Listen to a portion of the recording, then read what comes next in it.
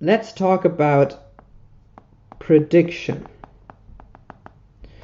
A prediction problem is a problem where you're interested in a variable y that you cannot observe, at least not right now.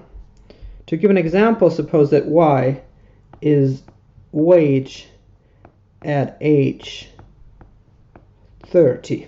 So if you're not yet 30, then you don't know what your wage will be, but you may be interested in guessing what your wage will be. So y is unobserved. So that guessing or predicting it makes sense. We have some information that's already available to us now that helps us in predicting y. So let's assume we have a variable w1. So this could be, for example, college GPA or grade point average, and that is observed already today. Now, a prediction problem takes this information that is observed today to guess this unobserved variable. So that's what prediction does. So here we have a left-hand side variable, and this is called, so left-hand side, this is called the predicted outcome,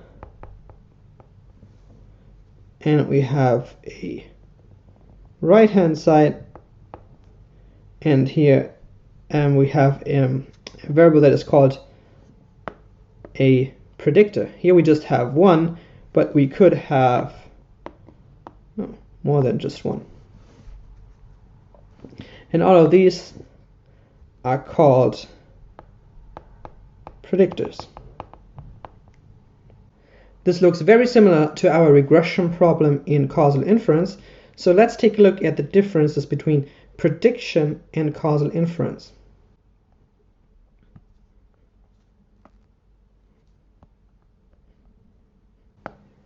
In causal inference,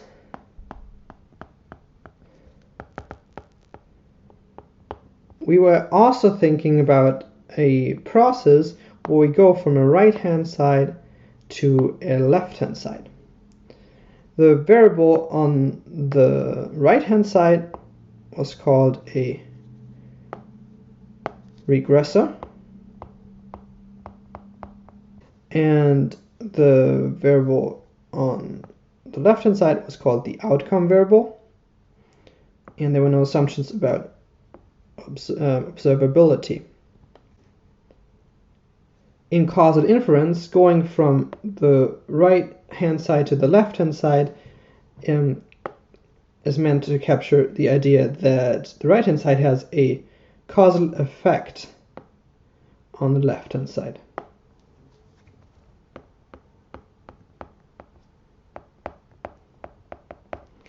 And our notion of a causal effect of, for example, college GPA was that how does the wage change if college GPA increases, for example, so that you have better grades, while keeping everything else constant, and everything else is a lot of potentially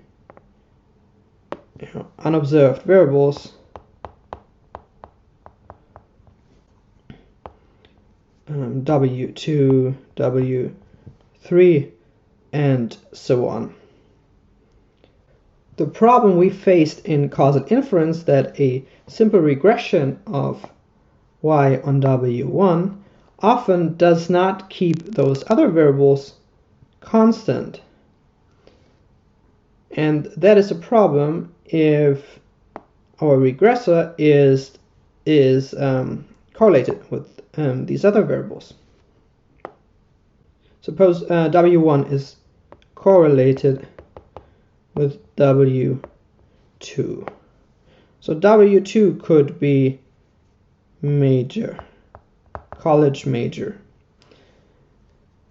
So for to keep things simple, suppose that there as a major you can choose engineering or some other kind of major, and so if you're an engineer, you expect to have a rather high wage compared to other majors.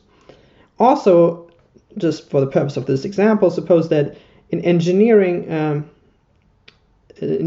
classes, exams are graded much more harshly, so that if you are an engineering major, you will end up with a much lower college GPA just because of the grading culture.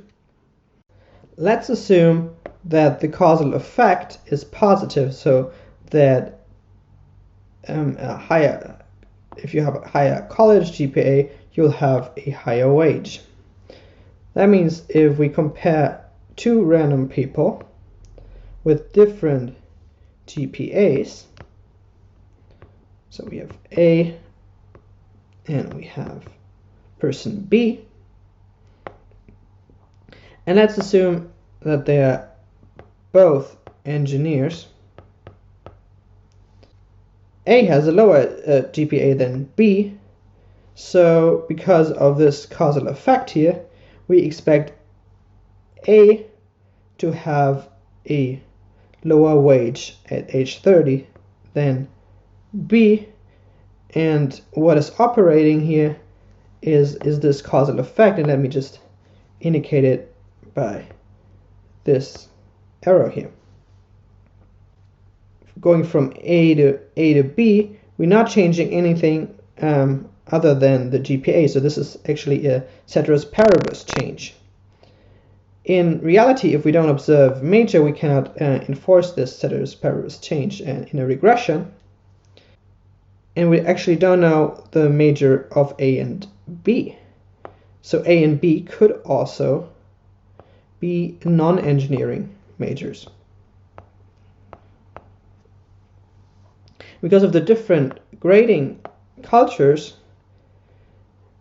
the expected major for B with a high GPA is actually a non-engineering major, and for A with a low GPA is an engineering major.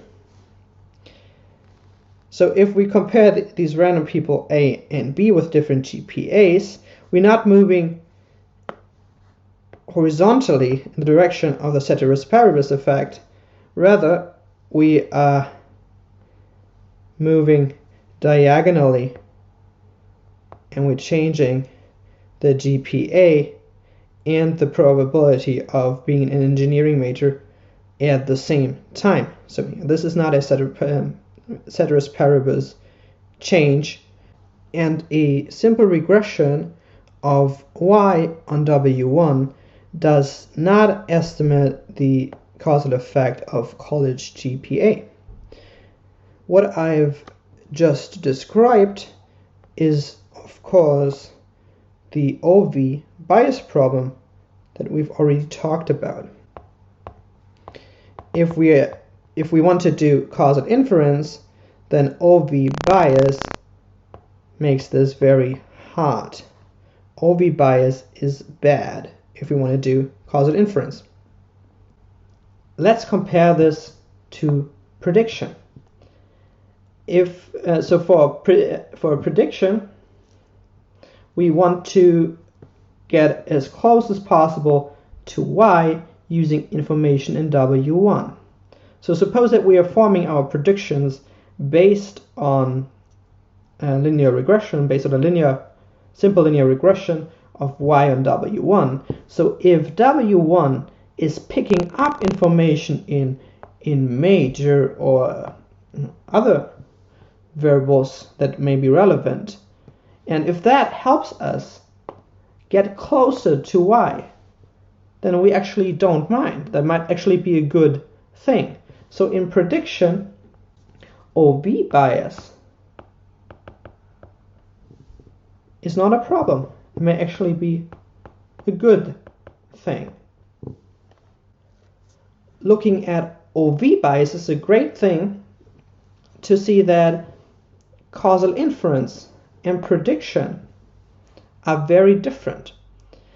Even though they may look very similar at first and actually may use similar methods such as linear regression, causal inference and prediction are very different in terms of what they are trying to achieve and the kind of problems that you have to look out for.